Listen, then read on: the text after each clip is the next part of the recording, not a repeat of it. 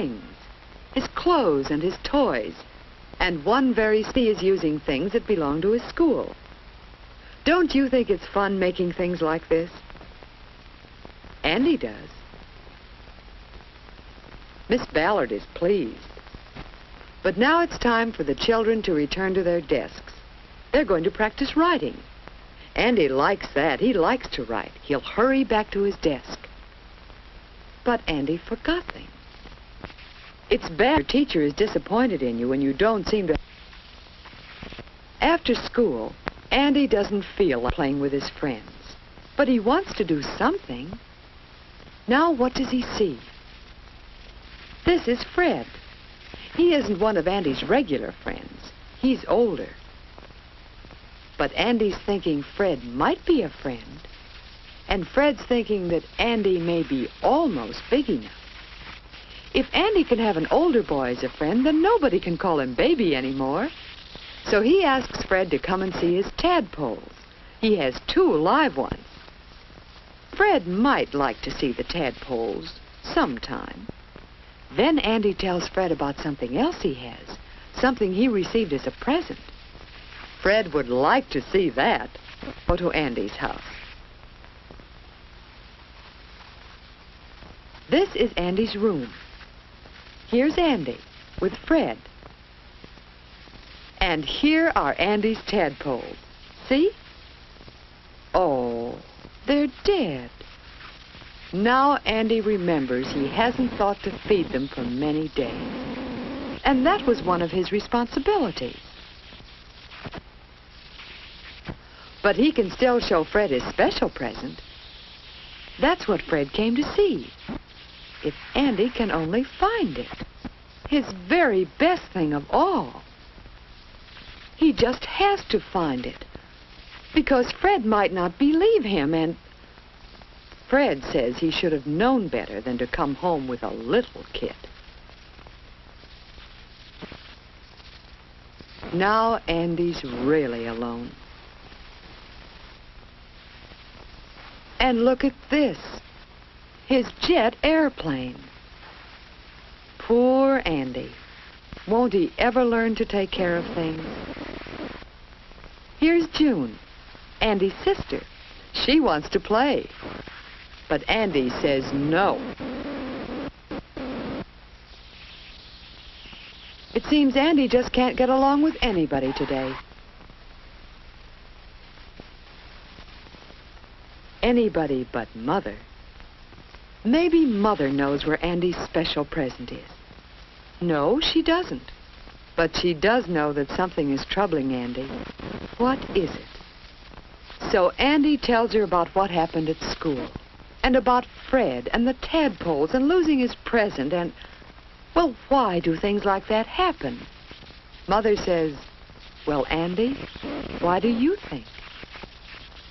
Because Mother knows, and Andy knows, and we know that those things happen because Andy hasn't learned to take care of things. Now June is having trouble with her things. Gretchen's head has come off, and June wants Mother to fix it. Suddenly, Andy says, let me fix it. Right now, he's going to start showing that he can take care of things. Don't you suppose Andy is glad to do something to make up for being so mean to June? Besides, it's fun fixing things. When you're through, it's more fun to know you've done a good job. And it's fun to see how much people appreciate it. Now Andy knows he has friends. He thinks he can fix that jet airplane, too. But some things can't be fixed. And no fixing will find things you've lost, such as Andy's favorite present. No, Andy will have to take care of his things all the time. He'll begin right now by putting his jacket and cap away where they belong. Then he'll know just where to find them tomorrow morning. That's another one of his responsibilities. But uh-oh, there's a button missing. Well, Mother will be glad to sew on a new button, especially now that Andy is helping her by looking after his clothes. And he's going to look after his other things, too. He's going to have a certain place for each thing and keep each thing in its place. And he knows one way to show Fred and the kids at school that he's no little kid. And he's really quite grown up. Ever since then, Andy's been thinking about how grown up it is to take care of things. When he cleans up his wagon, he thinks about how often he sees the firemen working over their fire engines and equipment to make sure everything is always ready to use. Andy has some new fish in place of his tadpoles. When he feeds them, he thinks of Cousin Len, who helps his father take care of the cows on his dairy farm, where Andy likes to visit.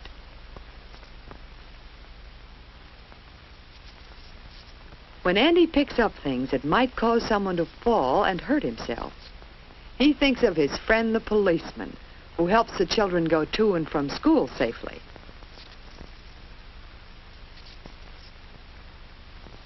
Andy has learned, too, that some things break very easily. So he must be especially careful of them and use them just as they're supposed to be used. That's being grown up, too. Many men work with things made of glass and with other things that have to be handled very carefully. Some things that are fun to do are also messy. But Andy has learned to clean up the mess as soon as he's through. After all, doesn't Mother spend a great deal of time washing dishes and cleaning up after the family has eaten? And when Father does his jobs about the house, doesn't he clean up and put away the tools?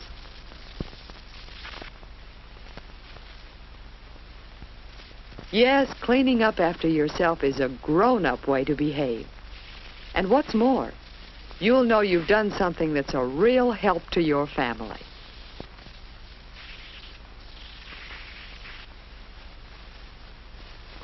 Taking care of things is a real help at school, too. You just know Miss Ballard appreciates Andy's help. And nobody thinks of Andy as a baby anymore. Everybody likes Andy. Today, Andy and June are having fun helping Father take care of the yard. But what is Andy so excited about? Do you know what? He's found his special present. What do you suppose it is? It's a camera. Andy's own camera that he got on his birthday. Of course, it's a little dirty. Andy should never have left it outdoors. Can they fix it? Father thinks they can fix it this very afternoon. In a little while, the camera is fixed. What's more, now that Andy has shown that he can be responsible for taking care of things and using them properly, Father thinks he's big enough to use the camera and take real pictures. Andy wants to take a picture of Fred, the boy who came to see the camera the day Andy couldn't find it. Remember? Now Fred is glad to play with Andy. He knows that Andy is not too little to be a friend. If you want people to know that you're growing up, learn how to take care of things. You'll have more fun, too.